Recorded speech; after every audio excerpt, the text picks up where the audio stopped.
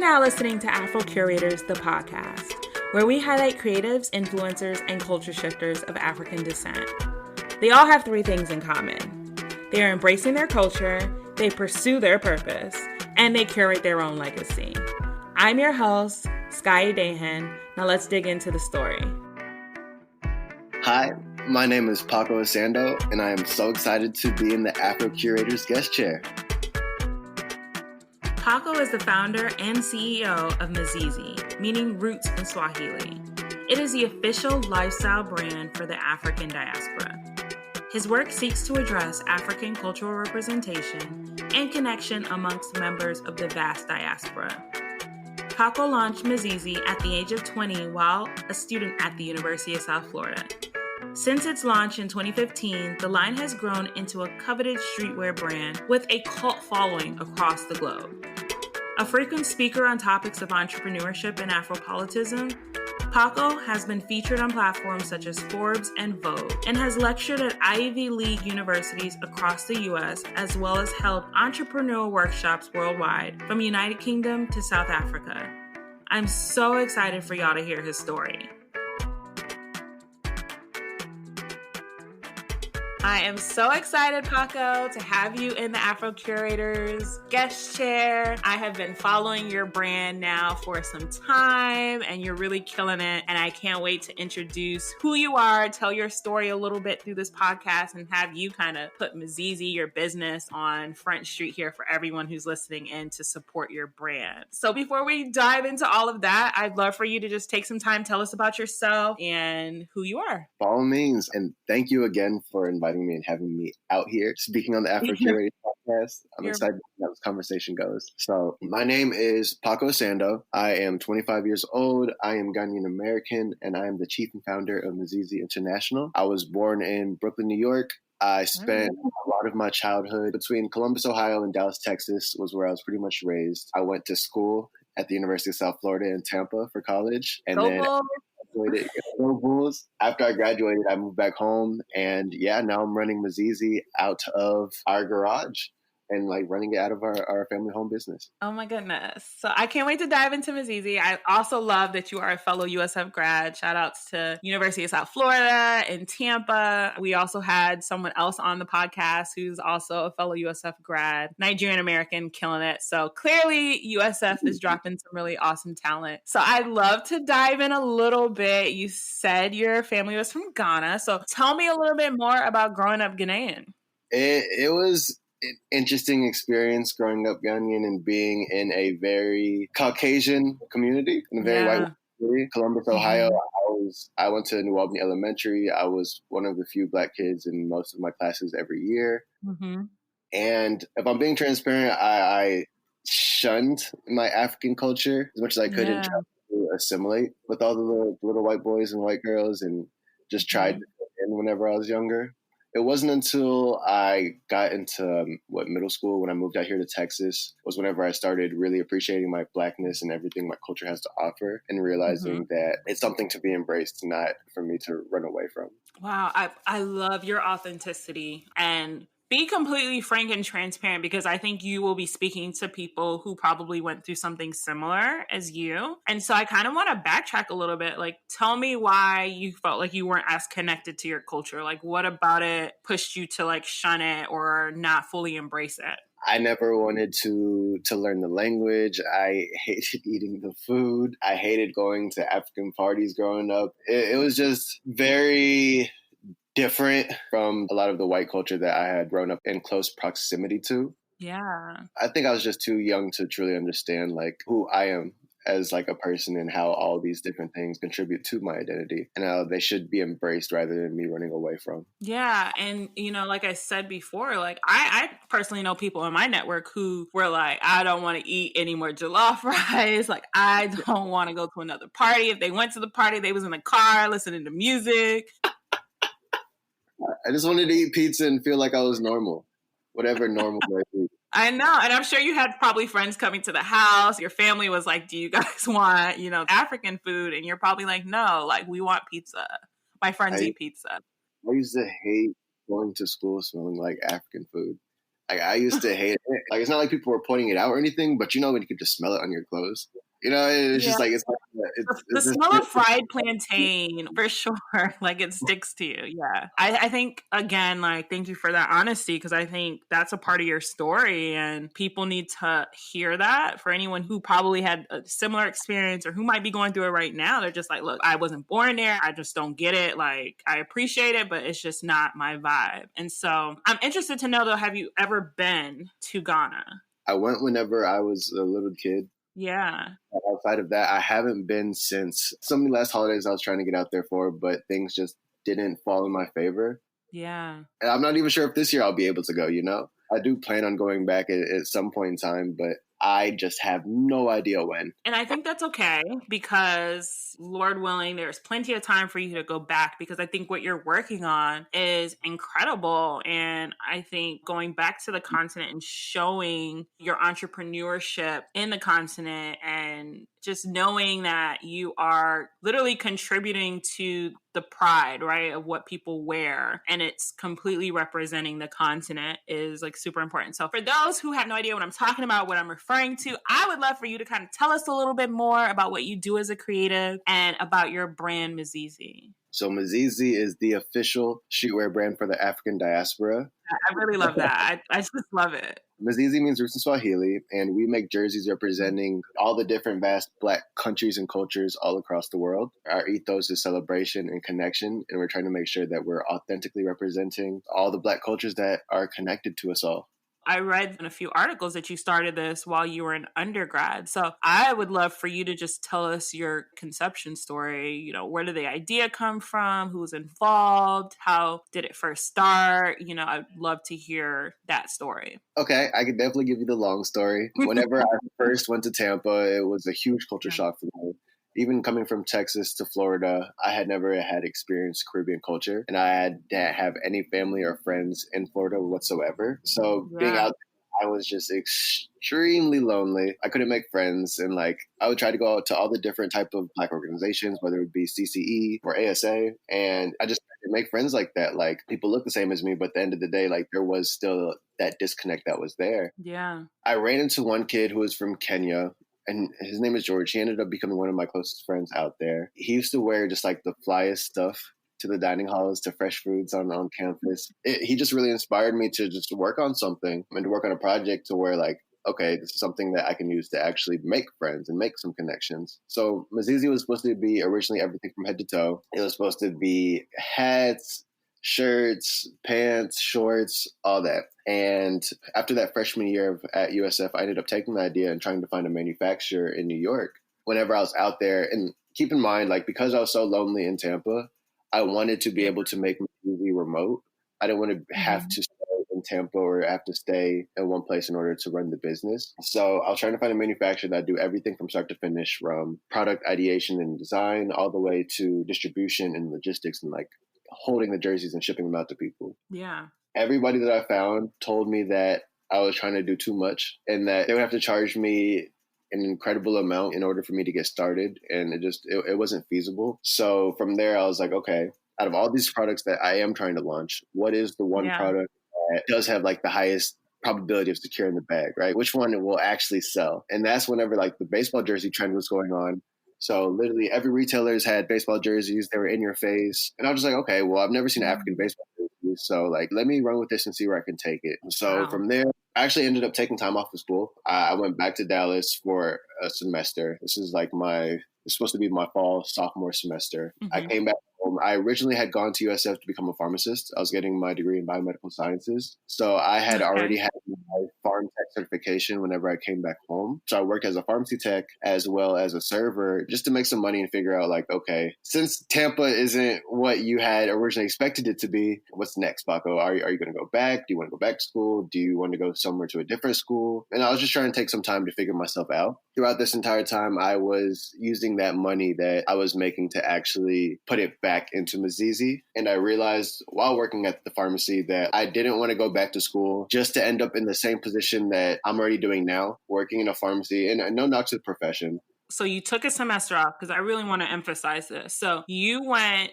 to USF to pursue pharmacy. And so you took a semester off and you were working in pharmacy tech. And from working in that experience, getting that experience before you even graduated, you realized that wasn't what you wanted to do.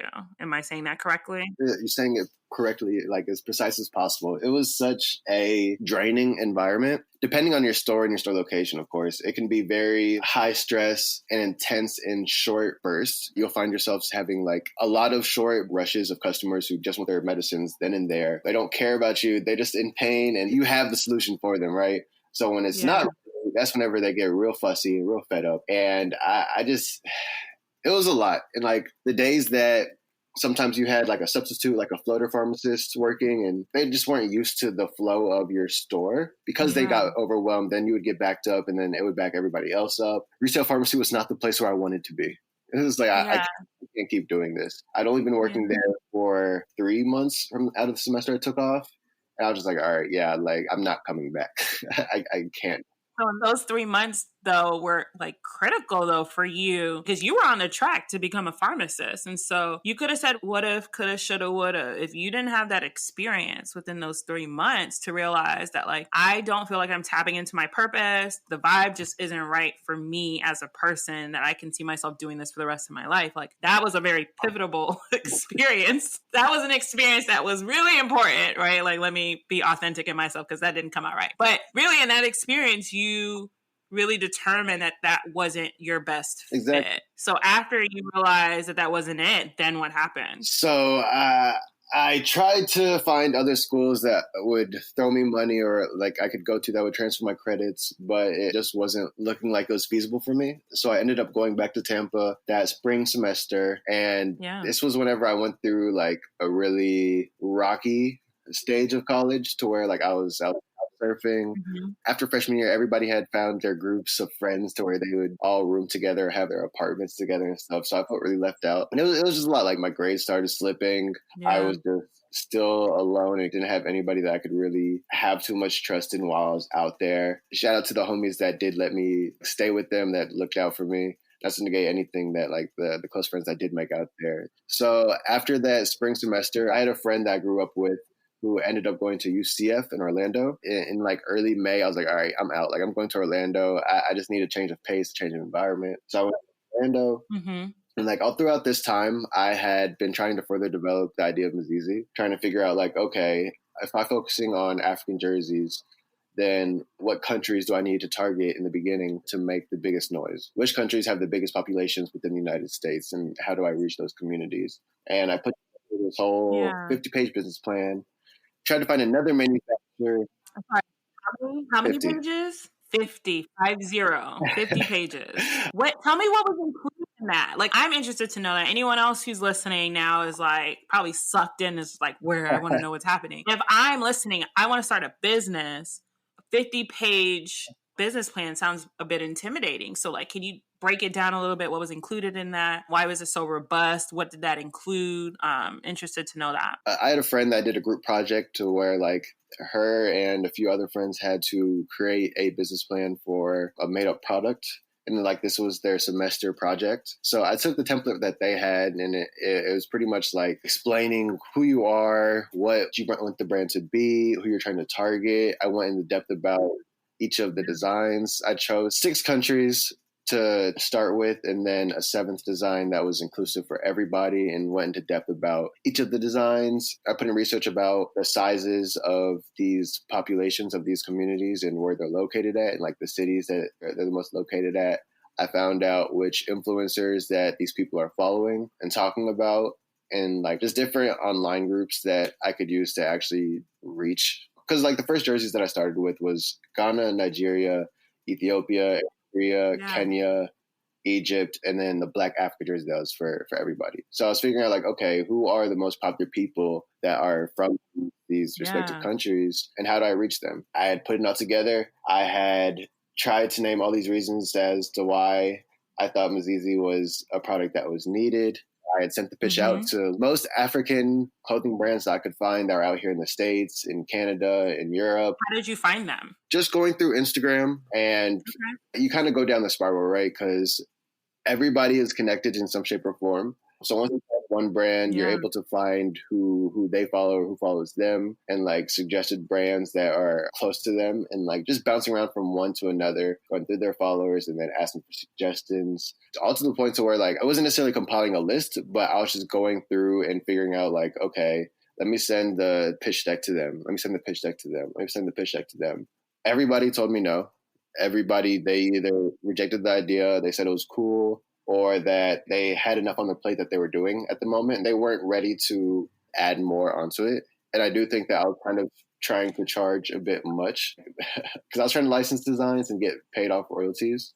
I couldn't find a manufacturer. So I was like, all right, if anything, let me find a company that's already in this space, already doing something like such. And I'll just show them like how to go about selling it, or just do the market research to help them sell it, so that it's just a win-win situation. So let me pause you there, because I think that was a very bold thing that you did, right? I think you tapped into your resources, you used Instagram, you found all of these like top brands that you could potentially partner with, right? Because you were trying to work smarter, not harder. Was there ever a point in that where you were like, this is proprietary information, or like they could steal my idea, or that they could like just ghost me and then launch their own brand? Like, did that ever cross your mind when you were cold, essentially reaching out to all of these brands who had the means to produce what you were looking to do? I definitely copyrighted the designs. Tell me about that. Tell me about copywriting designs, because I think as creatives, we have to make sure that we own our stuff, right? And talk a little bit more about how you secured that. Just going to the uspto.gov website, figuring out like, okay, is there any companies that are out here that are already using the name? If not, how do I go about making sure that I'm the one that can be and applying for such? And after you do, like, they work with you. If you have questions and need some help, or if you didn't fill out the application completely, they'll call you and let you know and like tell you this is what you need to do in order to fulfill your application correctly and completely. So I did so to make sure that like, all right, I'm protected. I also, in a lot of the emails, I put a small disclaimer saying that none of this information is to be transferred or shared or used for commercial use. It's supposed to be a private conversation between me and them. And I felt somewhat comfortable sharing it. And it wasn't until the end of that summer, this is July of my sophomore year going to my junior year, I was still in Orlando. The guy that I was staying with, he had a roommate whose brother had a clothing line in Miami. And they were more known for throwing like really expensive pool parties that celebrities would come to. But on the side, they made custom jerseys for these celebrities and like design one-on-one baseball jerseys. So I tried to pitch MIZIZI to him. I was like, I know this isn't your market, but this could be a good opportunity. This is all the research behind how the market's growing, how it's becoming more popular. And he told me no, but he showed me that I was looking in the wrong space to get my products manufactured, and that I should look overseas instead of focusing on trying to just do everything over here, and that there's a bigger world than what I'm limiting myself to. And that's whenever I reached out, I got a few different quotes, realized that I was getting quoted a third of the cost of anything that I was being offered over here, and that whenever the samples came in, they were 10 times the quality of any of the samples that I'd gotten from previous manufacturers over here. I was just like, oh, I can actually do this now. Like I've spent a better half of 2 years trying to figure out how I can make it possible. And like, I already have the research on how to go about reaching these communities. Now I found like the missing puzzle piece of how to actually produce it in a cost effective way. So by then I was like, all right, let me go ahead and call some of the homies up. I set up a photo shoot in Dallas, I flew home. And then I officially launched MIZIZI on August 30th, 2015. And I haven't looked back since. Wow, what a story. I think it's also full circle that you grew up not really, I would say, in love with your heritage, appreciating it, but certain aspects you're like, like it's cool. But then you turned around and created a brand to highlight the diaspora. And so I think it's awesome. I think it's a testament to sometimes at certain points in your life, there may be pivots, there may be moments where you're like, you know what, this isn't for me. But then that's not to say later in life, you don't appreciate things moving forward. So I think that's really great that that's like a full circle moment for you, and creating the jersey, launching it, essentially like 5 years ago now. So congratulations to you in making it 5 years within your business. Most companies don't make it to 5 years. And, you know, there's a ton of statistics that say like new businesses kind of fail within the first 2 years. And even within the first 5 years, 45% of those companies through the Bureau of Labor Statistics, they don't make it. And so I think that's a huge accomplishment for you and your team. And so I would love to learn more about your team. Who's on your team? What is the user experience like? I go to your website, order. What does that process look like? Okay, so there's currently 6 of us on the team. There's me, there's my mom. We call her our chief spiritual officer. She's the one who handles all the points of contact between the customer and the product. So she handles all the customer support and the emails, and then anytime there's an order, she's the one who goes in the garage. She pulls it, prays over it, packages it, and then ships it off to the post office for our customers. There's Temi and Kwesi. They are our creative director and photographers. Their roles are a little bit interchangeable. I shouldn't necessarily say that, but both of them have the skills to do just versatile work when it comes to like creating and coming up with creative content. And then we have Ken, who is our graphic designer. He handles everything design related, whether it comes from jersey design to our website and how that experience is. And then we have Rebecca, who handles all of our social media. So she's the one who everyone talks to on Twitter and Instagram. Well, you've obviously built a really strong and dynamic team. As you said, you know, some of your team members are multifaceted. And I think that's super important and critical to like, you know, scaling a brand. And if you had any tips for people who, you know, for any creatives who are listening, who have an idea, might have already started their business and are kind of struggling and figuring out what talent looks like. How did you find your team? Like how, besides your mom, which I'm going to get back to in a second, because I think that's dope that your mom works with your brand, but how did you find the rest of your team? Everybody that is on the team now kind of came about randomly. Okay. They all came on about a year and some change ago. Yeah, Kwesi moved into town. He was trying to just connect with different creatives in the Dallas area. He reached out, and over the course of a few months, we had gotten closer to the point to where he was just like, hey, yo, like, I would love to shoot for MIZIZI. So whenever he did, he was like, all right, I have to work with my creative director, Temi. I want to bring her on as well. He was like, we're a package. Okay, wait a minute. They said we're a package. Okay. we're all friends here, right? Temi, she's in a relationship. She's doing her thing. Kwesi, he's doing his thing. But it was just like he wanted to make sure that his friend was just getting support as well. So whenever they came on, they bodied the shoot that we had done, brought him on the team. And from there, we've just been like consistently killing our work ever since. When it came to Ken, he's based in Ghana. I had taken some time and went to Toronto. This was like our 3rd year in. This was right after Afropunk. Since I was in New York, I went up north. I was stressing because I needed content for our 3rd year anniversary. Okay. And the friend that I was staying with, he was just like, yo, I have a graphic designer in Ghana. He's really solid. Let me connect you with him. And whenever he did, like, Ken, he just did amazing work. And like I kept on like going back to him for small jobs here and there, to the point where I was just like, bro, just like I would love for you to join the team. I'd love for you to work with us. And he has been. He's been working remotely from Ghana ever since. And then Rebecca, I had crossed paths with Rebecca. I think this was my 2nd year of running MIZIZI. I had gone to Tufts University and done a panel and a vendors workshop out there for a weekend. And that was my first time meeting her. But ever since then, like, she had kept in contact with me and our then COO, our Chief Operations Officer, Vivian, just showing just support and love for the brand. And whenever we opened up spots for internships, because we were trying to expand, she was one of the best candidates that we found. And like once she joined the team, her role, it was originally to be research and figuring out like, okay, what countries are people asking for and how do we include these factors of their culture in the design? But we saw that her strengths were in her personality and in social media. And why not give her like a growing role? So she's taken over social media, and ever since then, she's been killing it. It's wild. I think your story of how you curated your team is wild because you have people in different places of the world. You also were very strategic in how sometimes you can't just hire people outright. Sometimes you have to use them, not use them, that's not a great word, but sometimes you have to work with them on a contractor basis, right? Like, let me see what kind of deliverables you're actually going to send back my way. And it seems like a lot of people that you brought onto your team, you know, just continually surprised and shocked you and exceeded your expectations. And I think that's a recipe for a really great team, because you, one, can vet their talent, and two, you can also make sure it's just a good fit for what you're looking for as a CEO of your company and your brand. Thank you for sharing that. I think that's helpful, you know, for me and for others that are listening on, you know, what it looks like to build your team. So thank you for that.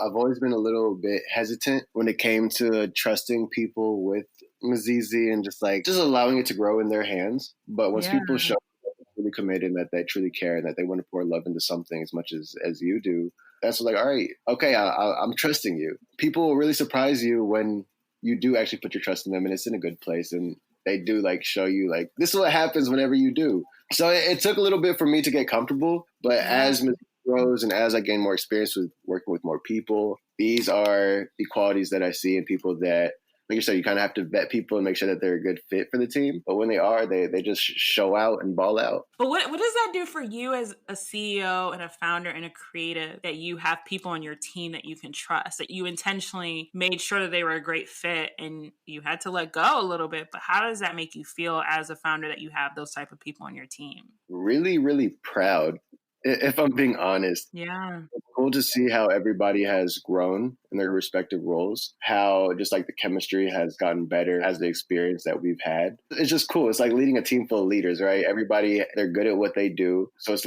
kind of just about nurturing that and seeing how far they can take things themselves and recognizing it's not about you, but it's about their self-growth as individuals and how you can contribute to such for the greater good of everybody around them. I love that. I was thinking about where you are with your company and with your business, right? COVID is completely altering how businesses thrive and grow within a global pandemic. And so I'd love to just take a quick moment to dive into how you guys have pivoted, or if it's impacted you in any way, your team, your brand. What does that look like for you all? If I'm being completely transparent, give us the real. This has been one of our better years.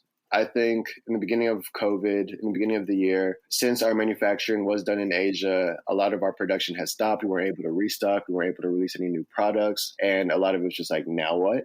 But as these months continued, and as we started seeing all the injustices that were happening, whether it was with George Floyd or Breonna Taylor, we saw the push for Black businesses and people wanting to support Black-owned businesses. So we've seen a lot of our community pouring back into us and helping us out and spreading the word about MIZIZI, since it's a brand that they trust and that they love. And it's also forced us to be more creative when it comes to our content.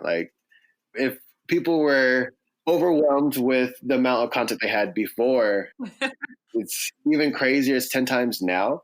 So now it's okay, we need to make sure that what we're doing is everything that we do is intentional and really sticks out, or stands out rather, because everybody's tired of just performative acts online, right?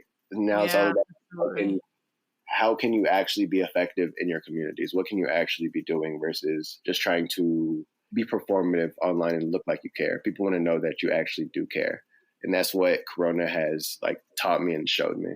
Wow. I love that. And I think, there's a mission that you're working towards. And when people invest within, MIZIZI, it's for a reason. It's out of pride. It's out of love for the brand. It's out of the mission, or knowing that you have a really great team now, right? There's so many facets to why somebody would support. And I think now more than ever, particularly with just everything that's happening in 2020, there is this huge push to invest in, Black-owned businesses, African-owned businesses. And so, I'm happy to hear that you guys have been doing better than expected. I think that's really music to my ears. And, I love your brand. I just love the content you guys have been pushing out. The pictures are epic. And so before I pivot into some really cool things, some partnerships, some things that you guys have been doing, I want to go back to the fact that you said your mom works on your team. So I want you to tie in what was the conversation like when you were I'm not going into pharmacy, I'm starting this business, Mom,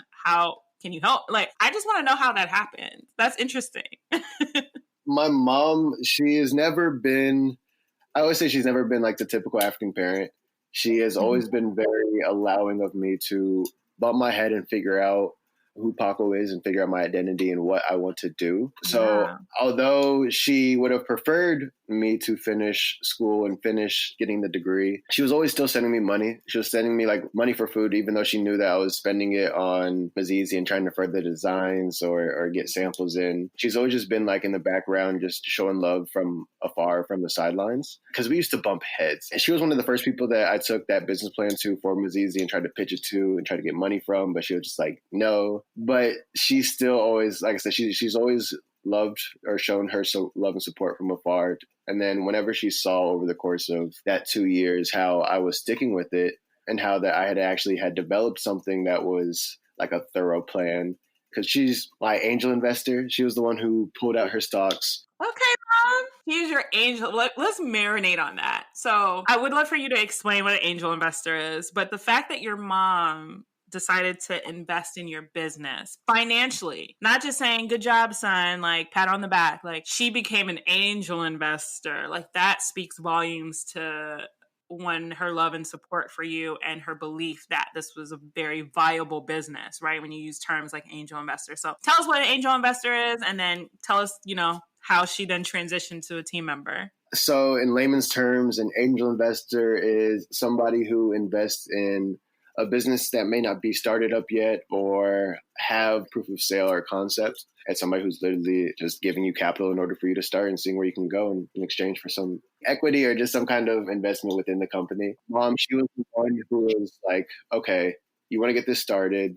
You have the designs done. You have the samples in. You have the photo shoots and content done. You have a plan on how you want to release. Let's go to the bank, see if they'll give you some money. And if they don't, then let me see what I can scrap up for you. And that's what happened. I tried to get a loan. They denied me. So my mom sold what she can so that I'd be able to produce the first round of jerseys and actually launch MIZIZI. That is a blessing. A mother's love. Look at that. So now you said she is what is her position in your company? In the beginning, I admit I was a bit stubborn. I felt like, oh, this is my business. Let me do my thing.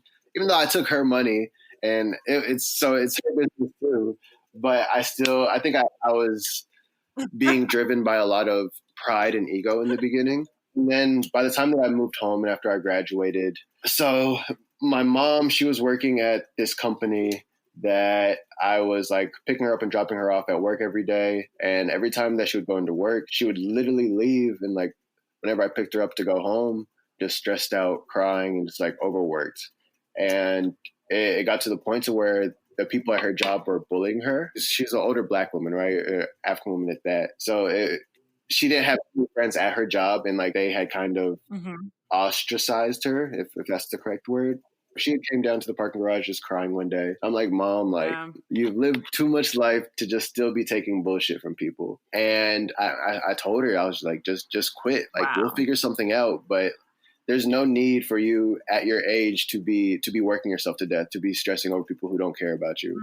Eventually she did. And those first few months, it was a bit tough. We were trying to figure out like what we're going to do, what like a backup job for her, like going back into corporate America. But those doors just weren't open as much as she tried. Like we believe that God was trying to tell her that she needs to start spending her time and energy and focusing on MIZIZI and focusing on her son's business versus someone else's. And yeah, so eventually just like over the course of some time, we're just like, all right, let's make a plan for if you can't find a job or can't find another job, we might as well just see how we can put our all in the company, right? Let's see what we can really do when we both give our undivided time and attention. And she's always been supportive. Like she's always done what she could from afar, but now it's a lot more hands-on, a lot more engaged. And I also think that a lot of times, especially when it comes to the older generations who are more experienced with working for places for a lot of years, it's very easy for them to tie their self-worth into their work. So whenever they lose that work, or whenever they're not doing that work anymore, it's easy to feel lost. And I do think that MIZIZI has given her a new confidence and a sense of purpose that she didn't necessarily think she was going to get from it. It's just been a blessing being able to work with her ever since. And I'm sure she's just so proud of you. They're probably like, yo, what do you do? Oh, I work for my son. He's, he's a founder. He's been featured in Forbes and Vogue magazine. I'm sure she also is like, I'm working for a big deal, okay? And he happens to be my son. And so I love that story. I love that your mother has found, a new set of purpose, and you've been able to create that path and that avenue for her to feel like that. So I think that is amazing. You should be just super happy with that, and that you've been able to create that experience for her. So that's awesome. I'm like feeling all warm and fuzzy. That's really sweet. And so I'd love to talk about maybe 2 experiences. You can give me like a really nitty gritty story of just like your partnership, your connection to Marvel. So back in, I think this was October 2017 going into 2018 was whenever the Black Panther movie trailer had first dropped. Everybody on social media was talking about, hey, yo, what should we wear to the Black Panther movie premiere? And there was a lot of people who were talking about, let's wear traditional. But there's also a lot of people that were talking about, let's wear MIZIZI. And then you had your small group of people who were saying, well, why doesn't MIZIZI make a jersey for the movie? And I thought about the idea, and I thought it was a cool idea. But at the same time, like, Marvel is a multi-billion-dollar organization. Multi-billion-dollar company. Okay, continue. So I was like, what business would they have doing business with a 3-year-old Black-owned business? But I started doing more research. I started figuring out, like, okay, what are the current holes in Marvel's marketing? How are they going about marketing Black Panther? How can MIZIZI be the solution for them? How are they going about the merchandise for the movie? Who makes baseball jerseys for them? What does the baseball jersey look like, or how are they made? And just kind of going down that wormhole of figuring out, like, okay, just doing my research and figuring out how I can present MIZIZI as a solution for them. And by December, I'd put together this pitch deck. I found the licensing email for Marvel. I had hit them up. I sent them the pitch. They told me no. They told me that they already had enough merchandisers and that they weren't looking for additional people to work with. And it was a bit of back and forth. I'm pretty sure I pissed someone off at that office. And it was just a lot. Like, I told them that I hear your no, but unfortunately where I'm from, no means maybe and maybe means yes. So I can't take your no for an answer. Wow. Okay, tell them. Keep going. We got to the point to where they were just like, okay, well, if you release anything with Marvel IP on it, then this will have to be a legal issue at that point. So I was like, all right, let me back off. Let me take a step back real quick. Yeah. If I can't go through the front door, how can I go through the back door? How can I show them that there is proof of concept, that people want the jersey, and that they would be making like the right investment if they chose to work with us? So I ended up making a mock-up jersey. We released it online. It was this Black Panther Wakanda jersey. And we were telling people that if you want the jersey, let Marvel know. Tag them, let them know that this is what you want to see. Then we can release it, because we don't want to be stepping on anybody's toes. But they still didn't necessarily care. And like, the video had done pretty well. It got picked up by the Shade Room. And it had been traveling, but nonetheless, we were still just being rejected. And fast forward, so we dropped the video in January. The movie premiered in February for Black History Month. Mm-hmm. And by March, we were just like, all right, we have spent too much time and energy into a product that we can't release. And we, even for the Black Panther movie premiere, just to show that we were supportive, we rented out a movie theater. We called it MIZIZI Movie Night. Anybody who had a MIZIZI jersey would get to watch the Black Panther movie with us. And if you didn't have a jersey, it would just be $5 if you wanted to support. And you could still come turn up with us. And it was a really fun event. That was a fun one. So by March, we had decided to just let the idea rest. And throughout this entire time, I had been reaching out to people on LinkedIn that worked at Marvel, that worked at the licensing department, figuring out like, okay, who do I need to talk to directly to see if I can make this happen? Yeah. Everybody ignored me, or it was just dead ends. But there was one lady who was just a bit receptive. Eventually, she said, let me get an email back to you and I'll get back with you. A few days later, she sent me an email. After that, I found out who that person was, followed them on LinkedIn, followed all their coworkers, and sent them all an email. I can be very persistent. I like to call it polite persistence, because at the end of the day, as long as I'm kind and courteous, the worst you can tell me is no, right? Yeah. I mean, once you tell me to leave you alone, like, all right, I'll leave you alone. I'm not going to force it. Yeah, so she was receptive. She gave me the email. I sent the pitch out to the email and all her coworkers. I didn't hear anything back. And then maybe a week later, I had told myself, like, although we've decided to let this idea rest, if I had had these emails in the beginning, I still would have sent a follow-up email a week after the fact, right? So that's essentially what I did. I sent a follow-up email. And that's whenever I got a random response back from someone at Disney saying, "We love your tenacity and ambition. Can we hop on a call in an hour?" And within 2 days, I was in LA talking to Disney Consumers Products team, trying to figure out how we can make the Marvel jersey a real deal. That is amazing. I just think of when Black Panther came out, and the level of just words that come to mind is just royalty, excitement, pride. There's so much emotion within that movie. And for your brand to then get a partnership, fight for a partnership, right? You were like, y'all need me. Like, the people want it. Just say yes. And you were so persistent in obtaining this partnership. Wow. Kudos to you. Kudos to your team. Rest in peace to Chadwick Boseman. Like, wow. Like, that movie, I think, was so pivotal in people really seeing Africa differently, you know, and in a positive way. And I think you should be very proud that your brand was a part of that story, which is really cool. I appreciate that. Yeah. Thank you. You're welcome. Okay, so then we got Marvel, you partnering with Disney, Black Panther. And then I just, want to make a quick mention of, everyone here hopefully is aware of Yvonne Orji, who is a comedian, actress, plays Molly on Insecure on HBO. She also had a comedy show called Mama, I Made It. And boom, watching it, I was like, is that MIZIZI? Is that a MIZIZI jersey that I see Yvonne wearing right now? So I would love to know how that happened. Did you know that was going to happen? That was just like a shock for me as I was watching. It's actually been crazy. I had a friend from high school that I grew up with. His name was Zubi. He was actually working on set with her, and he had worn his Nigeria jersey on set the other day, and she had loved it. So after then, he had plugged me in. She had asked for a few jerseys. We sent them to her. We didn't necessarily know what she was going to do with them, but we were just like, all right, well, if she's showing love, we might as well show love back. Yeah. To find out, she took the jersey to Nigeria. She filmed in it. And she was really, really supportive. Once she started doing the promo and people saw that there was a MIZIZI jersey, that's whenever we reached out to her and we were talking to her. And she was telling us that it was intentional and strategic and that she was wanting to just support other African-owned businesses. And yeah, it was just a real full circle moment. The fact that like somebody that I grew up with, just because I felt like wearing the jersey that day and it caught her eye to the point to where it ended up in being in the Mama I Made It HBO special. I love it. And I don't know who doesn't love Yvonne. I think she's an amazing force. She is a spokesperson for the entire continent, specifically shout outs to Nigeria. I just loved it when I really was like, wait a minute. And I think I went and I think that's how we really connected was on LinkedIn. Shout outs to LinkedIn Connections. Cause I was like, I'm pretty sure it's one of those jerseys. Wait a minute. And so, congratulations to your team. I think that's huge. That's major. That puts your brand on another front stage opportunity. And so I'm interested to know what's next for your brand. How are you pivoting? Is anything coming down the pipeline? What do you see coming down in the future for you guys? For the past 2 months, we have been working on a new collection launch / documentary on like the Black identity and experience. I like to call it the Diaspora 5.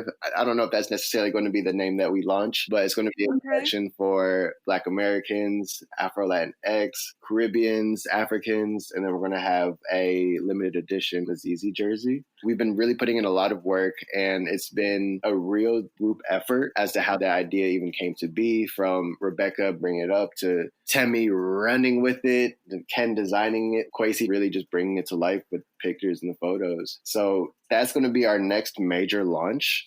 Like, I don't really have a 5-year plan. I don't have a concrete anything, because at the end of the day, God has shown me that business is fluid. Life is fluid. There's going to be opportunities and different things that align with you that will present themselves at different moments. And that's on you if you're going to take them or not. God has shown me that regardless of where I think I'm going to be in whatever year, he always has his own plan for that. So I can't tell you where we'll be in 5 years. I just know that as we grow, we plan on representing more people, more countries, more cultures. And the goal is to become everything from head to toe, like a fully actualized athleisure brand. Okay. I see it for y'all. I'm claiming it for y'all. We're throwing it into existence and the ether. It's going to happen. So much success to you and your team from now and ever flowing. So I'm excited for where MIZIZI goes next. Wow. Look at all those gems that were just dropped. Some amazing information, that you are able to apply to your life. I hope you're motivated. I hope it moved you, and I hope that you learned something new. So with that being said, we're going to jump into our lightning round. To pay homage to the African proverb, it takes a village to raise a child, I am a firm believer in community and the magic of ensuring that we are all learning and growing together. With that being said, we will dive into our lightning round segment called, drumroll please, It Takes a Village. So before we end, I like to always take a moment and jump into our lightning round. It pays homage to the African proverb, it takes a village to raise a child. And I'm a community builder. I believe in community. I believe that in order for our entire community to grow, we need to learn with each other and share knowledge. So I have a few questions for you. Feel free to go ahead and just say whatever comes to mind and tell us how you feel. So first question I have is, for someone who knows nothing about your country, what would you highlight? I would highlight that we have the best jollof. Wait a minute. I don't know. We're not going to get into that, but I do believe that Nigerian jollof is better. So, but thank you for that. We can all agree to disagree, you know? I feel like we need to have a taste test. Like, I feel like the global world who knows nothing about these two flavors just needs to be presented with two different bowls. And I'm almost positive they're going to say Nigerian jollof. I'm still pretty keen on trying Senegalese jollof since that's where it originates. But until then, I'm right my set. I love it. Okay, so if you could travel to any country, where would you go and why? As of right now, I've been feeling like going to Tokyo and going to Japan. Ooh. Not necessarily sure why, but the country just keeps popping up for me. So yeah, I think I want to go out there and get a taste of just how it is, and experience the Japanese lifestyle and culture for a bit, and see if there's any takeaways that I can pull from it. Yeah, I had some friends who went to Japan. They went to Tokyo. They went to a few other cities, but they loved it. They said they were like extremely advanced. It was a very different experience, but it kind of felt like Times Square, New York City, but not really. So I think you'd probably find some inspiration there. Who are three people who have been the most influential to you? I would definitely say I'm an only child, but my sisters and my mom, they're definitely the women in my life who've had some of the strongest impact on me and how I see things. Love that. Yeah, so like my mom, Chisholm, and Zaina. I love all three of them. Each of them have taught me so much, and how they've shown love to MIZIZI, whether they've worked with MIZIZI or shown love from afar. I'm forever grateful for how much of influence they've played in my life. Yeah, show love to the queens. I love it. And they'll probably appreciate you that you said that. That was very sweet. So another question I have for you is, what is a pain point or challenge that you are still dealing with as a creative? I think that a lot of times, sometimes it's hard for me to detach from an idea. So when an idea makes sense to me, I can become very obsessive, stubborn, and tunnel vision in order to, just like a creative diva, in order to make it happen. Sometimes I have to realize that like ideas, they aren't really mine at the end of the day. You know what I'm saying? I'm just a vessel to create them. But just because that something's not being created doesn't mean that I need to take it personal, and that not all ideas necessarily make them a good idea. Especially like whenever you're the founder, it's been a balance, because at the end of the day, like what shot you call is what's the direction y'all going to take. And I think a lot of that's ego as well, that like thinking that we all have like the greatest ideas, when in reality, it really does take a village to grow like a baby, right? And like a businesses, I've always been a firm believer that businesses are kind of like children. You have to first your baby years, your infant years, whenever you have to invest the most time in staying up late nights. But as it grows and as it gets bigger, that's when it becomes more self-sufficient. And those ideas that you have, like you have to be able to allow people to give you that feedback, give them a safe space to give them room for feedback, and be able to listen to other people when they're speaking on ideas that they may have as well. Wow, I think that's valuable feedback and something that you're aware of, and hopefully resonates with someone that's listening right now too. I got another question. What Afrobeat song is on rotation for you right now? Wizkid just dropped a song called No Stress. Okay. That one's on repeat for a little minute now. That's my jam. All right. That's a good one. What's one tool or resource you have used to build your business or brand? I'm a lover of Shopify. I think that the platform itself is going to be the future of e-commerce. And that's what our website is built on. And they have everything that's centralized to business owners that's on it. Although there's a bit rigidity with the design of the websites, or the themes rather, there's also a lot of flexibility to create and improve and have as much functionality as you want on your website. And they make it very easable and self-explanatory, and they have awesome customer support. I love Shopify. All right. You might need to go ahead and hit them up and figure out how you can work with them in some way, because that was a really great. I'm like, let me go ahead and see what Shopify is about and how I can use them. And then the last question I have for you is, what do you think the future of Africa looks like? I think the future of Africa looks like the youth. It's interesting seeing like the differing attitudes that people have towards their countries, whether they're on the continent or they're outside the continent. Yeah. But that there is strength in the diaspora. And I do think that it will take a unifying position in order for us to actually be progressive on the continent. But it's also taken a lot of unlearning and like not having that savior complex, right? Like not unlearning what our perspective is on what needs to be solved, because we're not the ones who are actually on the ground out there right now living there. Yeah. But I do think that the future is in the youth. It's amazing to see the attitude shift in our generation and the younger generations. Absolutely. Versus how people saw Africans in the generations past or before us. I agree. Yes. The youth is really truly the future. And like, currently right now with like within yourself, within, other people I've talked to on this podcast, like we're a part of that growth and that change of how people are viewing the continent. And so I'm so excited that you went through this lightning round. I'm so excited for the project that you have coming up, because that's also going to add to what the future of Africa looks like and the diaspora. And so to close, where can our listeners connect with you online? How do they stay in touch with you? How do they buy your products? Tell us all the details. We are MIZIZI Shop across all social media and our website. MIZIZISHOP. You can find our website at www.mizizishop.com. And if you want to reach me personally, it's my first and last name across everything. So Paakow Essandoh, Paakow Essandoh. Thank you so much for joining us on the Afro Curators podcast. This was such a great conversation. I'm going to look into Shopify. I'm going to listen to that WizKid song, and I'm pretty sure I'm going to see you on the cover of a magazine soon. So thank you so much for being on our podcast today. Yo, Sky, this was a fun conversation. I appreciate you bringing me out. Anybody, if y'all want to reach me, if y'all have any questions, please just holler at your boy. And I hope you have a great evening. Thanks for listening to Afro Curators, the podcast. Before you do anything else, do me a favor. Subscribe, rate, and review us on Apple Podcasts. This will allow other listeners just like you to find this show. Then, when you're done, take a screenshot of the episode, add it to your stories, and tag us. We'll be sure to show love right back. If you want to hear more about dope creatives of African descent, be sure to follow us everywhere at Afro Curators and sign up for our newsletter at afrocurators.com. I'm your host, Sky Dahan. I really appreciate you tuning in, and I cannot wait for you to join us on our next episode.